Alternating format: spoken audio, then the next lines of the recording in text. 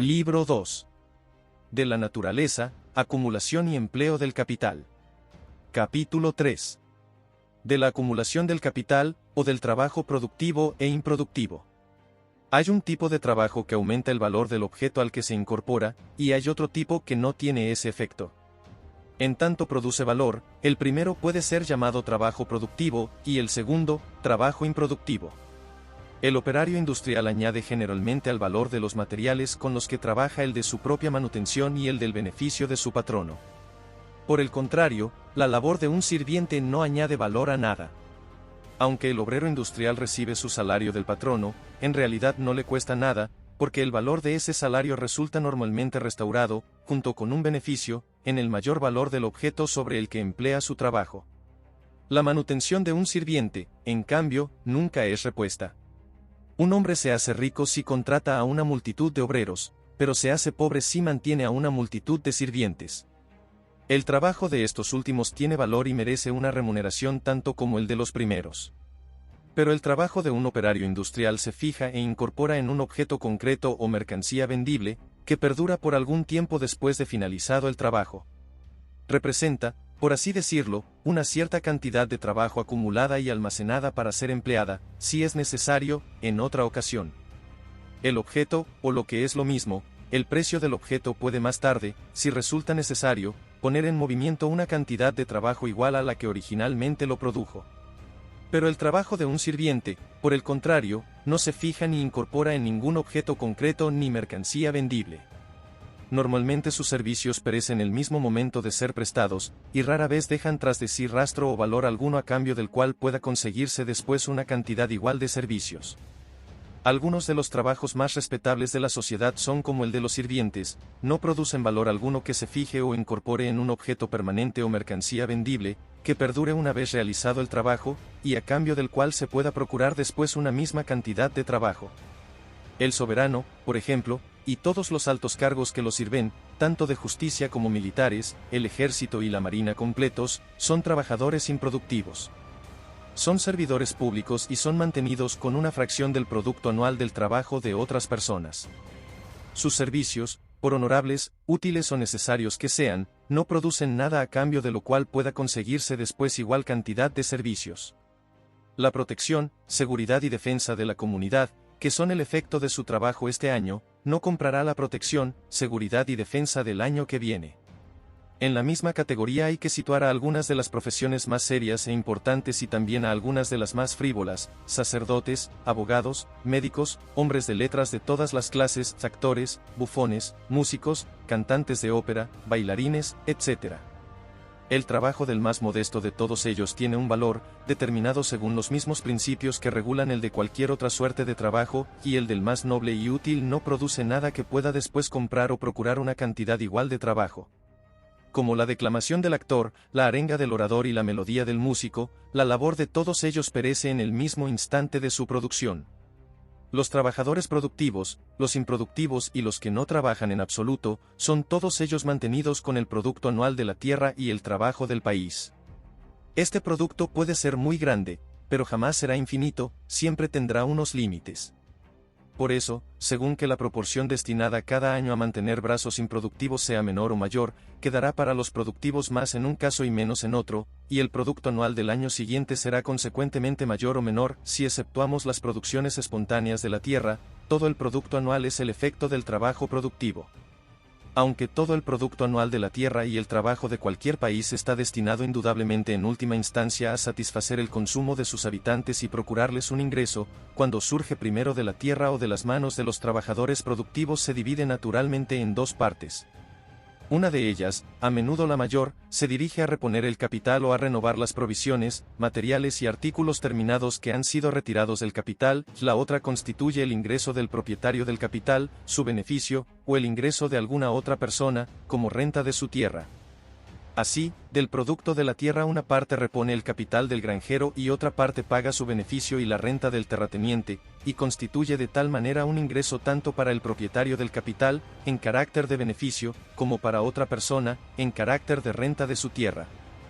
de la misma forma, del producto de una gran industria una parte, y siempre la mayor, repone el capital del empresario, y la otra parte paga su beneficio y representa así un ingreso para el propietario del capital.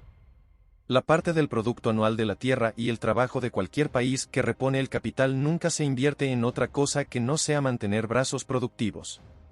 Solo paga salarios de trabajadores productivos.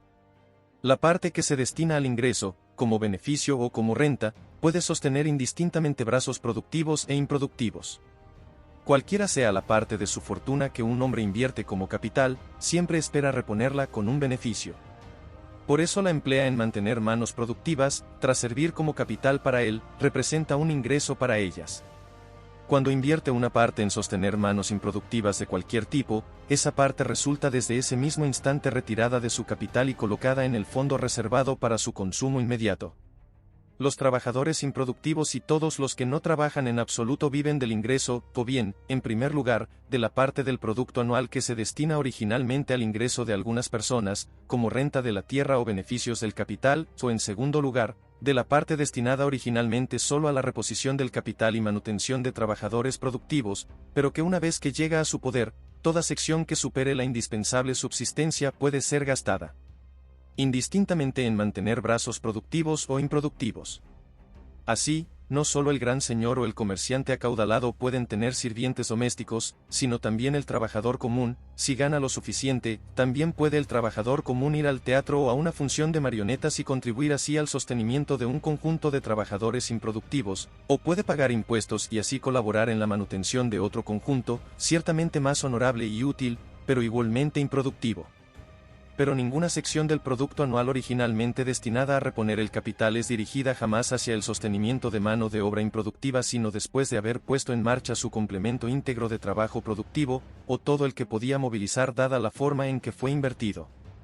Antes de que pueda gastar una parte de su salario de esa manera, el trabajador debe haber recibido su paga por el trabajo realizado.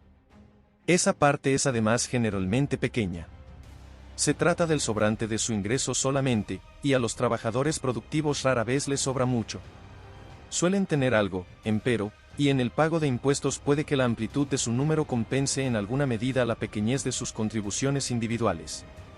En todos los sitios, por tanto, las fuentes principales de las que obtiene su subsistencia la mano de obra improductiva son la renta de la tierra y los beneficios del capital. Se trata de los dos ingresos de los que los beneficiarios disfrutan de un sobrante mayor. Ambos pueden mantener indistintamente trabajo productivo o improductivo, aunque parecen sentir predilección por este último. El gasto de un gran señor alimenta por regla general a mucha más gente ociosa que trabajadora. El comerciante acaudalado, aunque mantiene con su capital solo a gente laboriosa, cuando se trata de su gasto, es decir, del empleo de su ingreso, alimenta a la misma clase de personas que el gran aristócrata. La proporción, en consecuencia, entre los brazos productivos e improductivos en cada país depende estrechamente de la relación entre esa parte del producto anual que tan pronto como surge de la tierra o de las manos de los trabajadores productivos se destina a reponer el capital, y la que adopta la forma de ingreso, sea como renta o como beneficio. Esta relación diverge mucho entre los países ricos y los pobres. En la actualidad, y en los países opulentos de Europa, una parte muy grande, con frecuencia la más grande, del producto de la tierra es destinada a la reposición del capital del agricultor rico e independiente, y la otra al pago de sus beneficios y de la renta del terrateniente. Pero antiguamente, cuando prevalecía el sistema feudal, bastaba una fracción muy reducida del producto para reponer el capital invertido en los cultivos. Habitualmente consistía en unas pocas reses miserables, que se alimentaban solo de la producción espontánea de las tierras cereales y que podían, en consecuencia, ser consideradas como integrantes de esa producción espontánea. Pertenecían por lo general al terrateniente y eran adelantadas por él a los ocupantes de la tierra. A él le pertenecía también todo el resto del producto, fuese como renta por su tierra o como beneficio por su escuálido capital. Los ocupantes de la tierra eran normalmente siervos, cuyas personas y efectos le pertenecían también. Los que no eran siervos eran arrendatarios voluntarios, y aunque la renta que pagaban era con frecuencia nominalmente muy pequeña, en realidad absorbía todo el producto de la tierra. El señor podía en cualquier momento reclamarles trabajo en tiempos de paz y servicio en tiempos de guerra. Aunque vivían alejados de su casa, eran tan dependientes de él como los sirvientes que habitaban en ella. El producto total de la tierra pertenecía al señor porque podía disponer del trabajo y el servicio de todos aquellos que dicho producto mantenía. En la situación actual de Europa, la cuota del terrateniente rara vez supera a un tercio, y en ocasiones no llega a un cuarto del producto total de la tierra. La renta de la tierra, sin embargo, en todas las zonas adelantadas, se ha triplicado y cuadruplicado desde aquellos tiempos antiguos, y así un tercio o un cuarto del producto anual es 3 o 4 veces más grande que lo que antes era el total. Con el desarrollo, aunque la renta sube en proporción a la superficie, baja en proporción al producto de la tierra. En las naciones ricas de Europa se emplean hoy cuantiosos capitales en el comercio y la industria. En la antigüedad, el exiguo comercio y las escasas y toscas manufacturas requerían muy poco capital. Estos, no obstante, debieron rendir abultados beneficios. En ninguna parte el tipo de interés era inferior al 10% y los beneficios debían ser suficientes para soportar un interés tan elevado. Hoy en los sitios avanzados de Europa la tasa de interés no es superior al 6%, y en los más adelantados es del 4, 3 y hasta del 2%. Aunque aquella sección del ingreso de los habitantes derivada de los beneficios del capital siempre es mayor en los países ricos que en los pobres, ello se debe a que el capital es mucho más grande, vistos en proporción al capital, los beneficios son generalmente muy inferiores. Por lo tanto, aquella parte del producto anual que según surge de la tierra o de las manos de los trabajadores productivos se destina a reponer el capital es no solo mucho mayor en los países ricos que en los pobres, sino que guarda una proporción mucho más grande con respecto a la que se destina de inmediato a ingreso, sea como renta o como beneficio.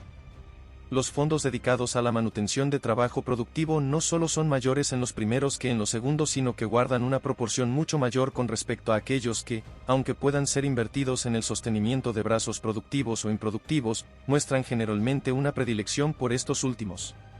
La proporción entre esos diferentes fondos necesariamente determina en cualquier país el carácter general de sus habitantes en lo que respecta a la laboriosidad u ociosidad. Somos más trabajadores que nuestros antepasados porque hoy los fondos dedicados al sostenimiento del trabajo son proporcionalmente mucho mayores que los dedicados a sostener a los ociosos que lo que eran hace 2 o 3 siglos. Nuestros antepasados eran ociosos porque no había el suficiente estímulo al trabajo. Dice el refrán que es mejor jugar gratis que trabajar gratis. En ciudades comerciales e industriales, donde las clases más bajas del pueblo son mantenidas esencialmente por la inversión del capital, son en general laboriosas, sobrias y prósperas, como en muchas ciudades inglesas y en casi todas las holandesas. En las ciudades que viven básicamente de la residencia temporal o permanente de una corte, y en las que las gentes modestas son mantenidas por el gasto del ingreso, resultan por lo general perezosas, disolutas y pobres, como en Roma, Versalles, Compiègne y Fontainebleau. Salvo en Rouen y Burdeos, hay muy poco comercio o industria en las ciudades francesas llamadas parlamentarias, y el pueblo llano, sostenido fundamentalmente por el gasto de los miembros de las Cortes de Justicia y de quienes acuden a pleitear ante ellas, es normalmente perezoso y pobre. La intensa actividad de Rouen y Burdeos parece deberse exclusivamente a su localización. Rouen es necesariamente el centro comercial de casi todos los artículos que vienen de países extranjeros o de las provincias marítimas de Francia, y van a ser consumidos en la gran ciudad de París. Burdeos es el depósito de los vinos que se producen en las orillas del Garona y sus afluentes, una de las regiones vinícolas más ricas del mundo y que produce el vino más adecuado para la exportación y que mejor se adapta al paladar de los países extranjeros. Localizaciones tan ventajosas necesariamente atraen un copioso capital por el vasto empleo que le garantizan, y la inversión de este capital es la causa del dinamismo de esas dos ciudades. En las demás ciudades parlamentarias de Francia se emplea apenas más capital que el necesario para abastecer su propio consumo, es decir, apenas más que el mínimo que puede invertirse en ellas. Lo mismo puede decirse de París, Madrid y Viena. De estas tres ciudades, París es con diferencia la más laboriosa, pero París misma es el mercado principal de todas las industrias allí establecidas, y su propio consumo es el objeto principal de todas sus actividades. Londres, Lisboa y Copenhague son quizás las únicas tres ciudades de Europa que son a la vez residencia permanente de una corte y al mismo tiempo ciudades comerciales, o ciudades cuya actividad no se concentra solo en su propio consumo sino que abarca también el de otras ciudades y países. La localización de las tres es extremadamente ventajosa y las adapta naturalmente para ser centros comerciales de una gran parte de los artículos destinados a ser consumidos en lugares lejanos. En una ciudad donde se gasta un ingreso muy considerable, el emplear provechosamente un capital para otro propósito que no sea satisfacer el consumo de la misma ciudad es probablemente más difícil que en otra donde las clases inferiores no tienen otro sostén que el que derivan de la inversión de ese capital. La ociosidad del grueso de las personas mantenidas a costa del ingreso probablemente corrompe la laboriosidad de aquellas que deberían ser mantenidas mediante la inversión de capital, y vuelve menos rentable el invertir capital allí que en otros lugares. Antes de la Unión había muy poco comercio e industria en Edimburgo. Una vez que el Parlamento escocés dejó de reunirse allí, y cuando dejó de ser la residencia obligada de la nobleza y los caballeros de Escocia, pasó a ser una ciudad con algo de comercio e industria. Sigue siendo aún la sede de las principales cortes de justicia escocesas, de las oficinas de aduanas e impuestos, etc. Por tanto, se sigue gastando allí un ingreso apreciable. Es en comercio e industria muy inferior a Glasgow, cuyos habitantes viven fundamentalmente de la inversión de capital. Se ha observado que los habitantes de una gran ciudad, tras haber alcanzado un notable progreso en las manufacturas, se han tornado perezosos y pobres debido a que un gran señor instaló su residencia en la vecindad. La proporción entre capital e ingreso, entonces, parece determinar en todas partes la relación entre trabajo y ocio. Cuando predomina el capital, prevalece el trabajo; cuando lo hace el ingreso, se impone la pereza. Cada incremento o disminución del capital, por lo tanto, tiende naturalmente a incrementar o disminuir la cantidad real de trabajo, el número de brazos productivos y consiguientemente el valor de cambio del producto anual de la tierra y el trabajo del país, la riqueza real y el ingreso de todos sus habitantes. Los capitales crecen con la frugalidad y disminuyen con la prodigalidad y el desorden. Todo lo que una persona ahorre de su ingreso lo añade a su capital, y lo invierte ella misma en emplear un número adicional de brazos productivos o permite que lo haga otra persona, prestándoselo a cambio de un interés, es decir, una participación en los beneficios. Así como el capital de un individuo solo puede expandirse merced a lo que ahorre de su ingreso anual o sus ganancias anuales, lo mismo sucede con el capital de una sociedad, que es lo mismo que el capital de todos los individuos que la componen y solo puede crecer de la misma forma. La causa inmediata del aumento del capital es la frugalidad, no el trabajo. El trabajo ciertamente suministra el objeto que la parsimonia acumula. Pero por mucho que consiga el trabajo, si la sobriedad no lo ahorra y acumula, el capital jamás podrá crecer. La frugalidad, al incrementar el fondo destinado al sostenimiento de la mano de obra productiva, tiende a incrementar el número de esa mano de obra cuyo trabajo aumenta el valor del objeto al que se incorpora. Tiende así a aumentar el valor de cambio del producto anual de la tierra y el trabajo del país. Pone en marcha una cantidad adicional de trabajo, lo que otorga un valor adicional al producto anual. El ahorro anual es consumido de forma tan regular como el gasto anual, y además casi en el mismo tiempo, pero es consumido por un conjunto diferente de personas.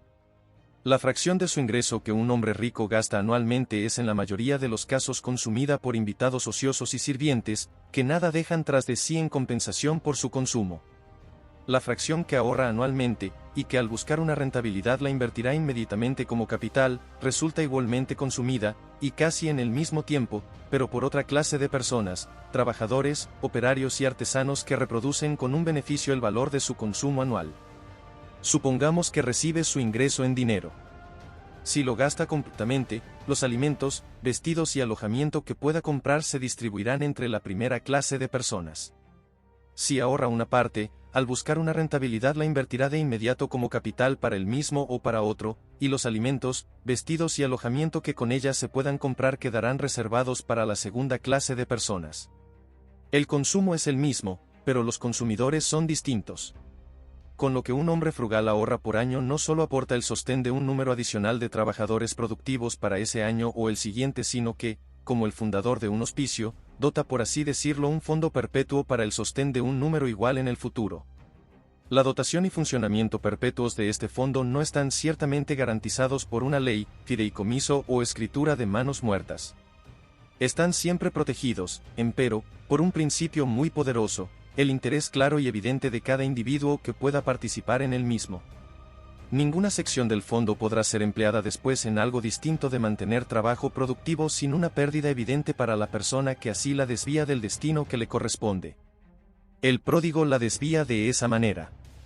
Al no limitar su gasto a su ingreso, liquida su capital. Igual que quien pervierte los ingresos de una fundación religiosa y los gasta en objetivos profanos, él paga los salarios de la ociosidad con los fondos que la frugalidad de sus antepasados había, por así decirlo, consagrado al sostén de la laboriosidad. Al reducir los fondos dedicados al empleo de trabajo productivo, necesariamente disminuye, en lo que de él dependa, la cantidad de ese trabajo que añade valor al objeto al que se incorpora y, en consecuencia, el valor del producto anual de la tierra y el trabajo de todo el país, la riqueza e ingresos reales de sus habitantes. Si la prodigalidad de unos no fuese compensada por la frugalidad de otros, la conducta de cada pródigo, al alimentar al perezoso con el pan del trabajador, no solo tiende a empobrecerlo a él sino también a su país. Aunque el gasto del derrochador se concentrase en mercancías nacionales y no comprase ninguna extranjera, sus efectos sobre los fondos productivos de la sociedad serían los mismos. Cada año seguiría habiendo una cierta cantidad de alimentos y vestidos que deberían haber sostenido a trabajadores productivos y que sería empleada en sostener a trabajadores improductivos. Cada año, entonces, el valor del producto anual de la tierra y el trabajo del país seguiría siendo algo menos de lo que podría haber sido en otra circunstancia. Se podría argumentar que si ese gasto no se vuelca en mercancías extranjeras, ni ocasiona exportación alguna de oro y plata, la cantidad de dinero que permanece en el país es la misma que antes. Pero si la cantidad de alimentos y vestidos consumidos por trabajadores improductivos hubiese sido asignada a trabajadores productivos, habría reproducido, con un beneficio, todo el valor de su consumo. En este caso también habría permanecido inalterada la cantidad de dinero del país, y además habría habido una reproducción de un valor igual en mercancías consumibles. Tendríamos dos valores en vez de uno. Además, no puede mantenerse durante mucho tiempo la misma cantidad de dinero en un país donde disminuye el valor del producto anual. El único uso del dinero es la circulación de bienes. A través de él las provisiones, los materiales y los artículos terminados son comprados y vendidos y distribuidos entre sus correspondientes consumidores. Así, la cantidad de dinero que puede ser empleada anualmente en cualquier país debe estar determinada por el valor de los bienes consumibles que anualmente circulan en él. Estos deben consistir o bien en el producto inmediato de la tierra y el trabajo del país mismo o en lo que ha sido adquirido con alguna parte de este producto. Su valor, en consecuencia, debe disminuir cuando lo hace el valor de dicho producto, y al mismo tiempo la cantidad de dinero empleada en su circulación. Pero el dinero que esta disminución anual de la producción arroja fuera de la circulación nacional no permanecerá inactivo. El interés de cualquiera que lo posea exigirá que sea utilizado. Al carecer de empleo nacional será remitido al extranjero, a pesar de todas las leyes y prohibiciones, y dedicado allí a comprar bienes que puedan resultar útiles en el país. Su exportación anual proseguirá así durante algún tiempo añadiendo algo al consumo anual del país por encima del valor de su propio producto anual. Lo que fue ahorrado del producto anual durante la prosperidad, y utilizado en comprar oro y plata, contribuirá durante un breve lapso a sostener su consumo durante la adversidad. En este caso, la exportación de oro y plata no es la causa sino el efecto de la depresión, y puede incluso durante un corto espacio de tiempo aliviar la miseria de esa depresión. Por otro lado, la cantidad de dinero en cualquier país debe naturalmente aumentar cuando lo hace el valor del producto anual. Al ser mayor el valor de los bienes que circulan cada año en la sociedad, ello requerirá una cantidad mayor de dinero para hacerlo circular. Una parte del mayor producto, por lo tanto, será naturalmente empleada en la compra, allí donde se pueda, de la cantidad adicional de oro y plata necesaria para que circule el resto. El aumento de esos metales no será en tal caso la causa de la prosperidad pública, sino su efecto. El oro y la plata son adquiridos en todas partes de la misma forma. El alimento, vestido y alojamiento, el ingreso y manutención de todos aquellos cuyo trabajo y capital se ha invertido en traerlos al mercado constituye el precio de los mismos, tanto en el Perú como en Inglaterra. El país que pueda pagar ese precio no permanecerá mucho tiempo sin la cantidad de esos metales que necesite, y ningún país podrá conservar durante mucho tiempo una cantidad que no necesite. Cualquiera sea, entonces, lo que concibamos como la riqueza e ingresos reales de un país, sea el valor del producto anual de su tierra y trabajo, como dicta la razón, o la cantidad de metales preciosos que circulan en el mismo, como supone el prejuicio vulgar, en cualquiera de los dos casos todo pródigo es un enemigo público y todo hombre frugal un benefactor público. Los efectos de la mala administración son a menudo iguales que los del despilfarro. Toda empresa disparatada y malograda en la agricultura, las minas, las pesquerías, el comercio o la industria tiende de la misma forma a disminuir los fondos destinados al sostenimiento del trabajo productivo. Aunque en todas esas empresas el capital es consumido solo por brazos productivos, como es invertido de forma imprudente, esos brazos no reproducen el valor pleno de su consumo, y siempre habrá una disminución en lo que podrían haber sido los fondos productivos de la sociedad. Es cierto que la prodigalidad o la mala administración de individuos rara vez afectan considerablemente a la situación de todo un gran país, porque el derroche o imprudencia de algunos siempre resultan más que compensados por la frugalidad y sobriedad de otros.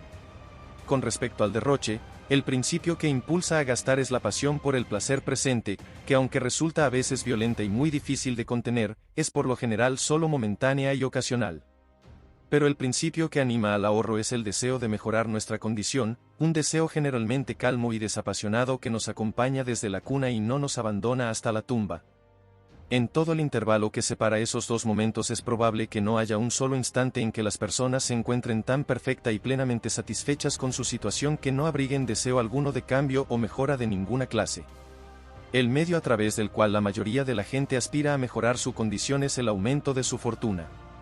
Se trata de una fórmula vulgar y evidente, y la forma en que más verosímilmente pueden incrementar su fortuna es ahorrar y acumular una parte de lo que obtengan, sea de forma regular y anual, o sea en algunas ocasiones extraordinarias.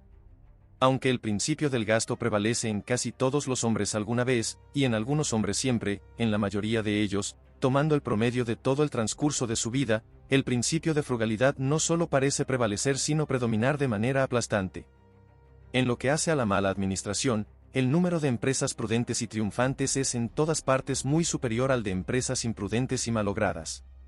A pesar de todas nuestras quejas sobre la frecuencia de las quiebras, los infelices que padecen esta desgracia son una parte insignificante del total de quienes se dedican al comercio y otros negocios, ¿acaso no representen más del 1 por 1000? ¿La bancarrota acaso sea la calamidad más devastadora y humillante que pueda ocurrirle a una persona inocente? La mayor parte de la gente, en consecuencia, es lo suficientemente cuidadosa como para eludirla. Es verdad que algunos no lo logran, así como otros no escapan de la horca. Las grandes naciones nunca se empobrecen por el despilfarro y la mala administración del sector privado, aunque a veces sí por el derroche y la mala gestión del sector público. Todo o casi todo el ingreso público en la mayoría de los países se dedica a mantener trabajadores improductivos. Así son los que componen una corte espléndida, un amplio cuerpo eclesiástico, grandes flotas y ejércitos, que nada producen en tiempos de paz, y que en tiempos de guerra nada consiguen que pueda compensar el coste de mantenerlos, ni siquiera mientras dura la guerra.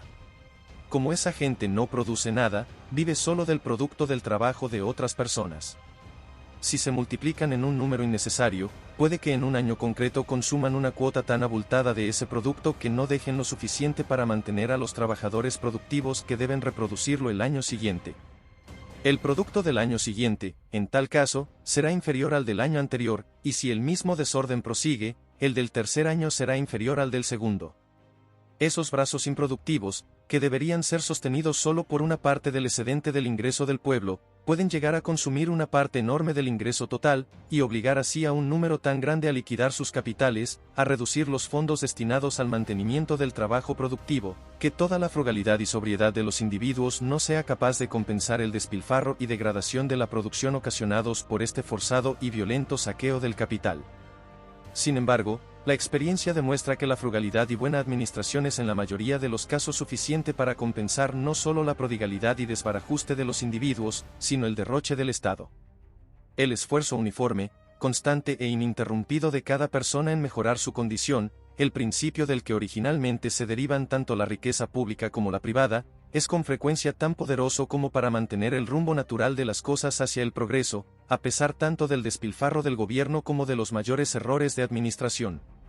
Actúa igual que ese principio desconocido de la vida animal que frecuentemente restaura la salud y el vigor del organismo no solo a pesar de la enfermedad sino también de las absurdas recetas del médico.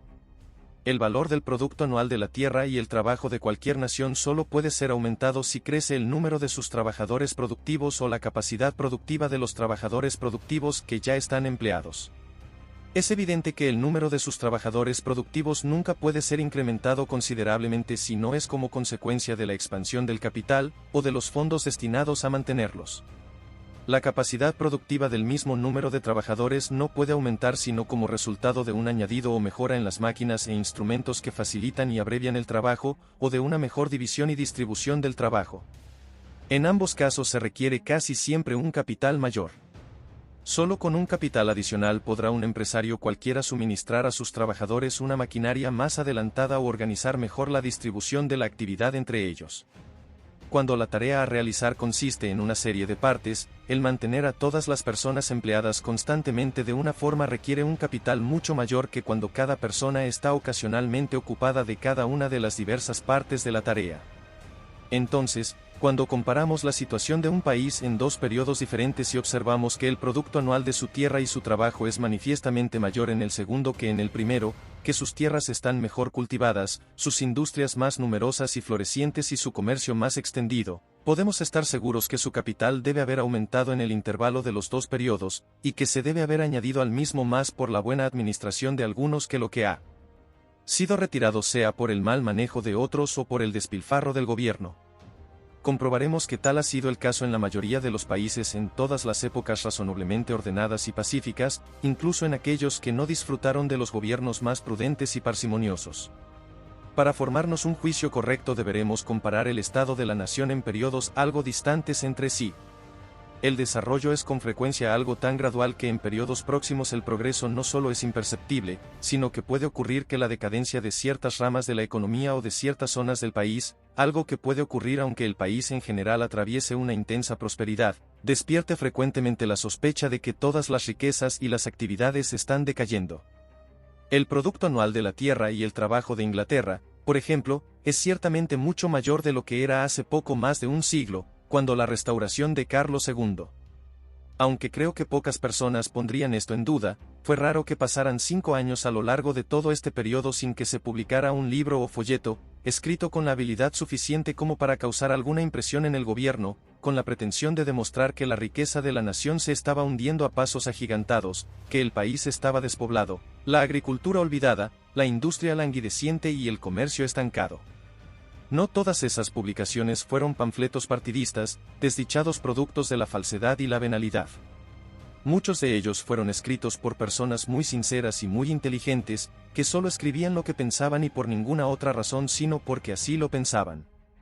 El producto anual de la tierra y el trabajo en Inglaterra, asimismo, fue mayor cuando la restauración que lo que podemos suponer que era 100 años antes, cuando subió al trono la reina Isabel. Tenemos también razones para estimar que en ese momento el país estaba mucho más desarrollado que un siglo antes, cuando las disensiones entre las casas de York y Lancaster tocaban a su fin. Incluso entonces estaba probablemente en mejores condiciones que cuando la conquista normanda, y mejor durante esta que en el confuso periodo de la heptarquía sajona. Y hasta en ese momento tan remoto el país se hallaba ciertamente más desarrollado que en tiempos de la invasión de Julio César, cuando sus habitantes estaban en una situación similar a la de los salvajes de América del Norte. Sin embargo, en todos esos periodos hubo no solo abundante derroche privado y público, varias guerras costosas e innecesarias, intensa desviación del producto anual de la manutención de brazos productivos hacia la de brazos improductivos, sino que en algunas ocasiones, en la confusión del conflicto civil, se produjo una liquidación y destrucción de capital de tal calibre que cualquiera supondría que no solo retrasó la acumulación natural de riquezas, algo que ciertamente ocurrió, sino que dejó al país al final del periodo más pobre que al principio. En la etapa más feliz y afortunada de todas, la que ha transcurrido desde la restauración, cuántas perturbaciones y desgracias han sobrevenido que, de haber sido previstas, habrían hecho esperar no simplemente el empobrecimiento sino la ruina total del país. El incendio y la peste de Londres, las 2 guerras con Holanda, los desórdenes de la Revolución, la guerra en Irlanda, las 4 costosas guerras con Francia de 1688, 1702, 1742 y 1756, además de las 2 insurrecciones de 1715 y 1745.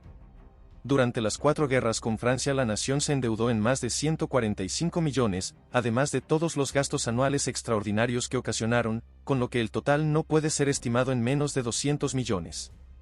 Igualmente grande es la sección del producto anual de la tierra y el trabajo del país que ha sido en distintos momentos desde la revolución empleada en sostener un número extraordinario de trabajadores improductivos. pero si esas guerras no hubiesen forzado a un capital tan grande en esa dirección, la mayoría del mismo habría sido naturalmente invertida en la manutención de brazos productivos, cuyo trabajo habría repuesto con un beneficio todo el valor de su consumo.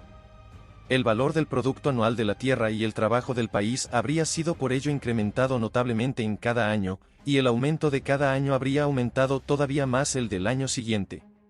Se habrían construido más casas, roturado más tierras, y las que se hubiesen roturado antes habrían sido mejor cultivadas, se habrían establecido más industrias, y las ya instaladas habrían progresado más, y no es fácil conjeturar el nivel al que podrían haber llegado en la actualidad la riqueza y el ingreso reales del país. Aunque el derroche del gobierno indudablemente retrasó el desarrollo natural de Inglaterra hacia la riqueza y el progreso, no fue capaz de detenerlo. El producto anual de su tierra y su trabajo es evidentemente muy superior hoy que en la Restauración o la Revolución. Por lo tanto, el capital invertido anualmente en el cultivo de esa tierra y el mantenimiento de ese trabajo debe ser también muy superior.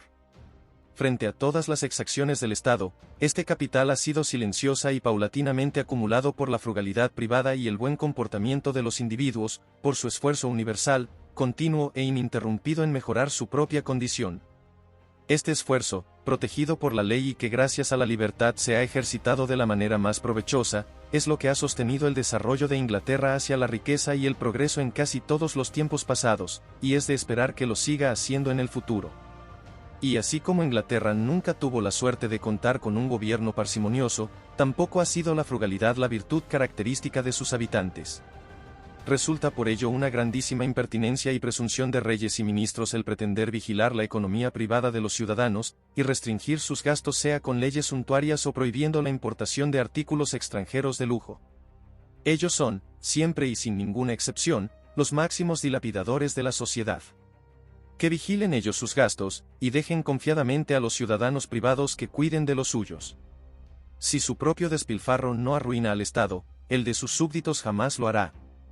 Así como la frugalidad aumenta el capital público y el dispendio lo disminuye, la conducta de aquellos cuyo gasto coincide con su ingreso, al no acumularlo pero tampoco liquidarlo, ni lo aumenta ni lo disminuye. Sin embargo, algunas clases de gasto parecen contribuir más a la riqueza pública que otras.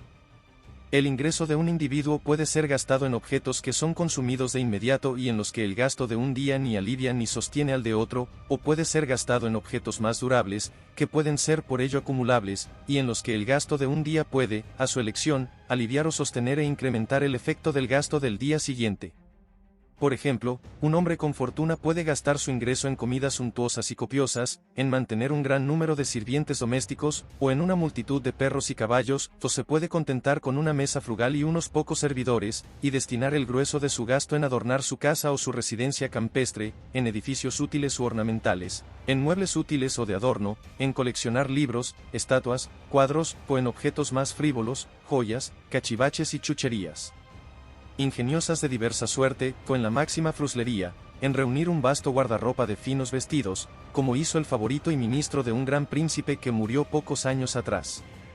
Si dos hombres de igual fortuna gastan su ingreso el uno fundamentalmente de una forma y el otro de la otra, la magnificencia de la persona cuyo gasto se destinó básicamente a mercancías durables sería cada día mayor, y el gasto de cada día contribuiría a mantener y realzar el efecto del gasto del día siguiente, la riqueza del otro, por el contrario, no sería mayor al final del periodo que al comienzo. El primero sería al final del periodo el más rico de los dos. Tendría una cantidad de bienes de diverso tipo, que aunque podrían no valer todo lo que han costado, siempre valdrían algo. Pero en el caso del segundo no quedaría rastro ni vestigio de su gasto, y los efectos de 10 o 20 años de derroche estarían tan aniquilados como si jamás hubiesen existido. Así como una de las clases de gasto es más favorable que la otra para la riqueza de una persona, igual ocurre con la riqueza de una nación. Las casas, muebles e indumentaria de los ricos, al poco tiempo, se vuelven útiles para las clases bajas y medias del pueblo, que pueden comprarlos cuando sus superiores se cansan de ellos y así, cuando este tipo de gasto se extiende entre todas las personas de fortuna, mejoran las comodidades generales de toda la población. En países que han sido ricos durante mucho tiempo se puede ver a menudo a las clases inferiores en posesión tanto de casas como de muebles en perfecto estado, pero que no pudieron ser construidas ni fabricados para su uso. Lo que fue residencia de la familia Seymour es hoy una posada junto a la carretera de Bath. La cama de matrimonio de Jacobo y de Gran Bretaña, que su reina trajo consigo desde Dinamarca como regalo digno de ser presentado por un soberano a otro, decoraba hace unos años una taberna en Dunfermline. En algunas ciudades antiguas que o bien están estancadas o han sufrido cierta decadencia, a veces no puede encontrarse ni una sola casa que haya sido edificada para sus habitantes actuales. Además, si se entra en alguna de esas casas, con frecuencia pueden verse muebles anticuados pero excelentes y muy bien conservados, que tampoco pudieron ser fabricados para ellos. Los palacios nobles, villas magníficas, grandes colecciones de libros, estatuas, cuadros y otras curiosidades son con frecuencia adorno y orgullo no solo del vecindario sino de todo el país al que pertenecen.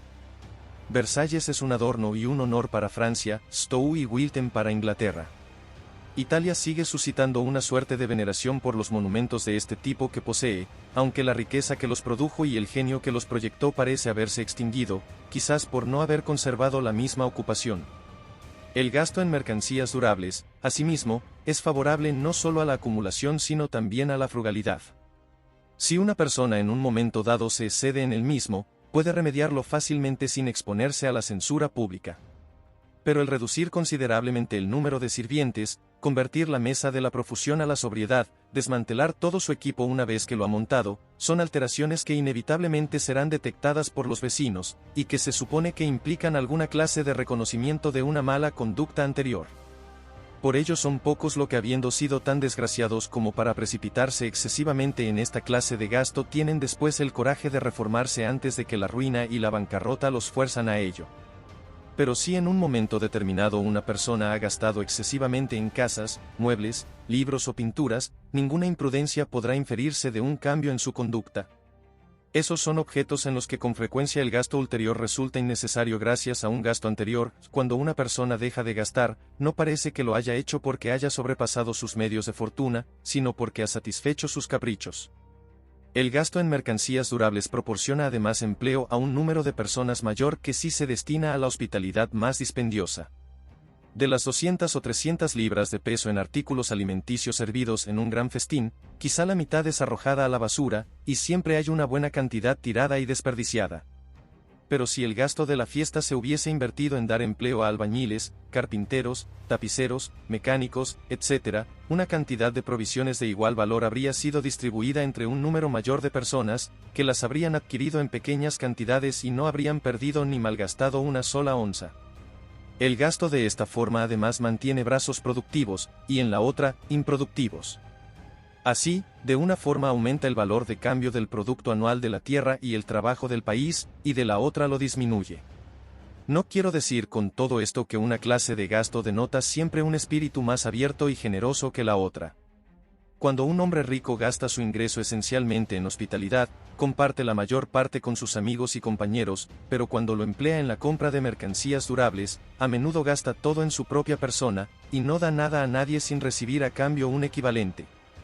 Este último tipo de gasto, por lo tanto, especialmente cuando se dirige hacia objetos frívolos como pequeños adornos para vestidos y muebles, joyas, baratijas y chucherías, con frecuencia caracteriza a una personalidad no solo superficial sino también mezquina y egoísta.